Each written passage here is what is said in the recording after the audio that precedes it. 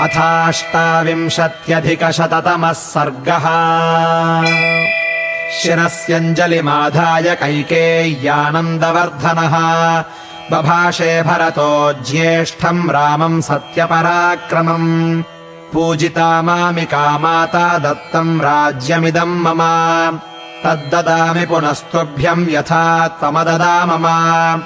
धुरमेकाकिनान्यस्ताम् वृषभेण बलीयसा, किशोरवद्गुरुम् भारम् न वोढुमहमुत्सहे। वारिवेगेन महता भिन्नः सेतुरिवक्षरन्, दुर्बन्धनमिदम् मन्ये राज्यच्छिद्रमसंवृतम्। गतिम् खर इवाश्वस्य हंसस्येव च वायसः, नान्वेतुमुत्सहे वीर तव मार्गमरिन्दम। यथाचारोऽपितो वृक्षो दातश्चान्तर्निवेशने, महानपि दुरारोहो महास्कन्धः प्रशाखवान्। शीर्येत पुष्पितो भूत्वा न फलानि प्रदर्शयन्, तस्य नानुभवेदर्थम् यस्य हेतोः सरोपितः। एषोपमा महाबाहो त्वमर्थम् वेत्तुमर्हसि, यद्यस्मान्मनुजेन्द्रत्वम् भर्ता भृत्यान्न शाधिः। जगदद्याभिषिक्तम् त्वामनुपश्यतु राघव, प्रतपन्तमिवादित्यम् मध्याह्ने दीप्ततेजसम्।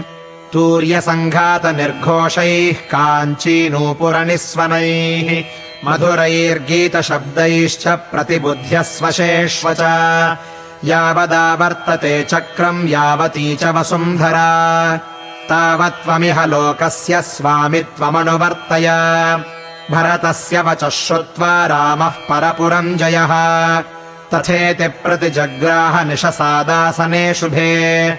ततः शत्रुघ्नवचनान्निपुणाश्मश्रुवर्धनाः, सुखहस्ताः सुशीघ्राश्च राघवम् पर्यवारयन्।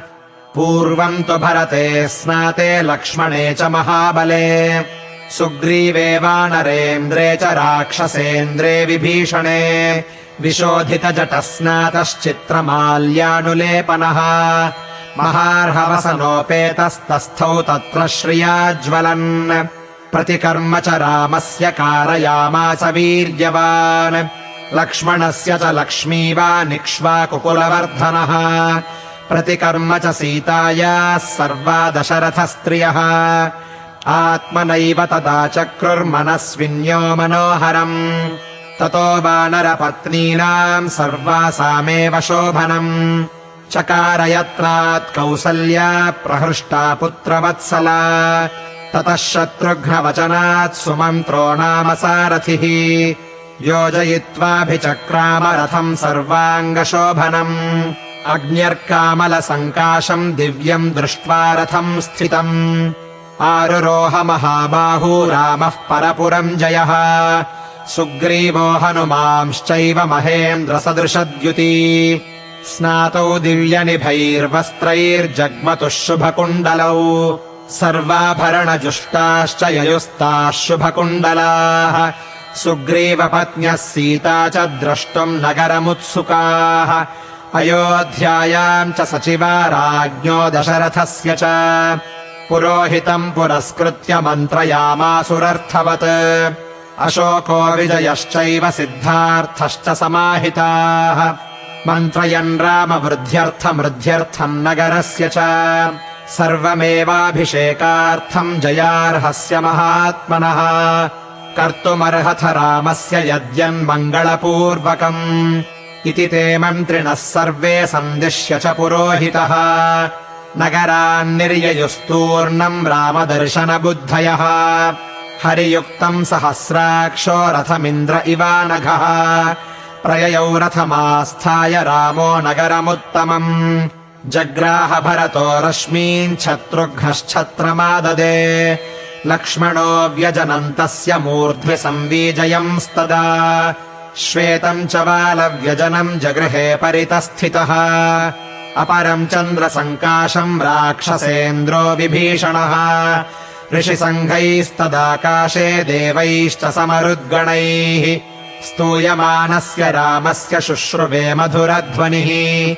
ततः शत्रुञ्जयम् नाम कुञ्जरम् पर्वतोपमम्, आरुरोह महातेजाः सुग्रीवः प्लवगर्षभः नवनागसहस्राणि ययुरास्थाय वानराः मानुषम् विग्रहम् कृत्वा सर्वाभरणभूषिताः शङ्खशब्दप्रणादैश्च दुन्दुभीनाम् च निस्वनैः प्रययौ पुरुषव्याघ्रस्ताम् पुरीम् हर्म्यमालिनीम् ददृशुस्ते समायान्तम् राघवम् सपुरःसरम् विराजमानम् वपुषा रथेनातिरथम् तदा ते वर्धयित्वा काकुत्स्थम् रामेण प्रतिनन्दिताः अनुजग्मुर्महात्मानम् भ्रातृभिः परिवारितम् अमात्यैर्ब्राह्मणैश्चैव तथा प्रकृतिभिर्वृतः श्रिया विरुरुचे रामो नक्षत्रैरिव चन्द्रमाः सपुरोगामिभिस्तूर्यैस्तालस्वस्तिकपाणिभिः प्रव्याहरद्भिर्मुदितैर्मङ्गलानि वृतो ययौ अक्षतम् जातरूपम् च गावः कन्याः सह द्विजाः न रामोदकहस्ताश्च रामस्य पुरतो ययुः सख्यम् च रामः सुग्रीवे प्रभावम् चानिलात्मजे वानराणाम् च तत्कर्म ह्याचचक्षेथ मन्त्रिणा श्रुत्वा च विस्मयम् जग्मुरयोध्यापुरवासिनः वानराणाम् च तत्कर्म राक्षसानाम् च तद्बलम् विभीषणस्य संयोगमाचचक्षेथ मन्त्रिणा द्युतिमाने तदाख्याय रामो वानरसंयुतः हृष्टपुष्टजनाकीर्णामयोध्याम् प्रविवेशसः ततो ह्यभ्युच्छ्रयन् पौराः पताकाश्च गृहे गृहे ऐक्ष्वाकाध्युषितम् रम्यमाससादपितुर्गृहम् अथाब्रवीद्राजपुत्रो भरतम् धर्मिणाम् वरम् अर्थोपहितया वाचा मधुरम् रघुनन्दनः पितुर्भवनमासाद्य प्रविश्य च महात्मनः कौसल्याम् च सुमित्राम् च कैकेयीमभिवाद्य च तच्च मद्भवनम् श्रेष्ठम् साशोकवनिकम् महत् मुक्ता वैदूर्यसङ्कीर्णम् सुग्रीवाय निवेदय तस्य तद्वचनम् श्रुत्वा भरतः सत्यविक्रमः हस्ते गृहीत्वा सुग्रीवम् प्रविवेशतमालयम् ततस्तैलप्रदीपांश्च पर्यङ्कास्तरणानि च गृहीत्वा विविशुः क्षिप्रम् शत्रुघ्नेन प्रचोदिताः उवाच च महातेजाः सुग्रीवम् राघवानुजः अभिषेकाय रामस्य दूतानाज्ञापय प्रभो सौवर्णान् वानरेन्द्राणाम् चतुर्णाम् चतुरो घटान् ददौ क्षिप्रम् स सुग्रीवः सर्वरत्नविभूषितान् तथा प्रत्यूषसमये चतुर्णाम् सागराम्भसाम् पूर्णैर्घटैः प्रतीक्षध्वम् तथा कुरुत वानराः एवमुक्ता महात्मानो वानरा वारणोपमाः उत्पेतुर्गगनम् शीघ्रम् गरुडा इव शीघ्रगाः जाम्बवांश्च हनूमांश्च वेगदर्शी च वानरः वृषभश्चैव कलशाञ्जलपूर्णानथानयन् नदीशतानाम् पञ्चानाम् जलम् कुम्भैरुपाहरन् पूर्वात् समुद्रात् कलशम् जलपूर्णमथानयत् सुषेणः सत्त्वसम्पन्नः सर्वरत्नविभूषितम् वृषभो दक्षिणात्तूर्णम् समुद्राज्जलमानयत्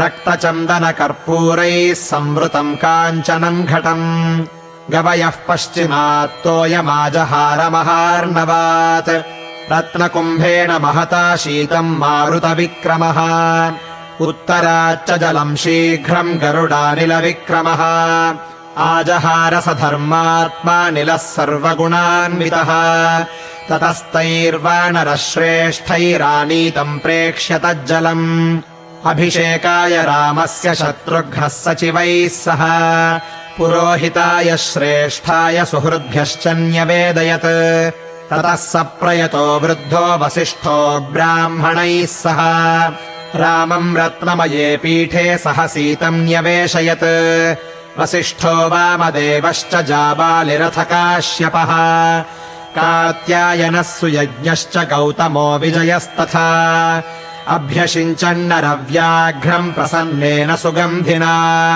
सलिलेन सहस्राक्षम् वसवो वासवम् यथा ऋत्विग्भिर्ब्राह्मणैः पूर्वम् कन्याभिर्मन्त्रिभिस्तथा योधैश्चैवाभ्यषिञ्चस्ते सम्प्रहृष्टैः सनैगमैः सर्वौषधिरसैश्चापि दैवतैर्नभसि स्थितैः चतुर्भिर्लोकपालैः